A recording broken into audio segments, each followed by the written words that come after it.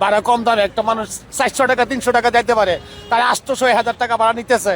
আমরা কোনো কিছু বলতে পারি না। আমরা পাবলিক অসহ্য একটা বুবা গলিলাম। আমরা পাবলিকে একটা সিন্ডিকেট বানাইছি গাড়ি হলে স্টাফে। শেরপুর আমরা যাই 250 টাকা 300 টাকা, তারা 700-800 টাকা চায়। ময়মনসিং যাই মনে করেন আমরা 100 টাকা 150 টাকা, তারা ভাড়া চাই 400 টাকা 500 টাকা। কি বলবো স্যার, গরিব মানুষ। আমি সরকার যেহেতু ইলেকশন দিচ্ছে, আমরা ভোট দিতে যাবো, আনন্দের ব্যাপারে ভোট নিয়ে কেন যাবো, ইলেকশন করবো, ইলেকশন ডাকছে, আমরা যাবো সরকারের কাছে।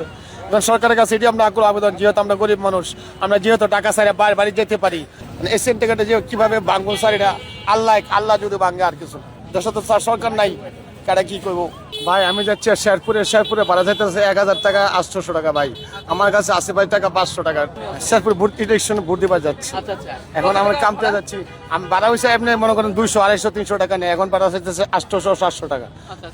এখন টাকা নিয়ে আসি তো ভাই এমনি 300 বা 300 টাকা নেমনে, কিন্তু এখন ইলেকশন লাগে ভাড়া তারা চাইতেছে গাড়িওয়ালা 700 টাকা নিচে নেয় না, কোনো সিট দেয় না। বনাডে বসায় চাইতেছি ভাই 500 টাকা, পায়ে বন্ধ ধরলাম, নিতে চাই না। পায়ে ধরেছেন? পায়ে বন্ধ ধরছেন ভাই। ভাই কি গাড়ির স্টাফের ভাই আমার নেন, আমি ভোট যাবো, আমার খুব তাড়াতাড়ি দরকার, আমার বউ অসুস্থ, যাইতে ইলেকশন ফোন দিয়েছে যাইতে, আমি ভোটটা দিয়ে আসি। মানে বাসের ড্রাইভার এবং স্টাফদের কাছে বলেছেন, পায়ে ধরেছেন, তবু আসলে কোনো লাভ হয়নি। আমি বলছি ভাইয়া যে আমি পায়ে ধরে, আমি তো বউ অসুস্থ, আমি ইলেকশন, আমি একটু ভোট দিতে যাবো, আর বাচ্চা কাচ্চা আছে, আমি যে কাম করতাম এখন আমার বেতন দেয় নাই, আমার কাছে 500 টাকা আছে ভাই, রিকোয়েস্ট আপনি যদি পায়ে ধরে আমার নিয়ে যান। সে কি করলো, আমার টাকা গাড়িতে নামাই দিল।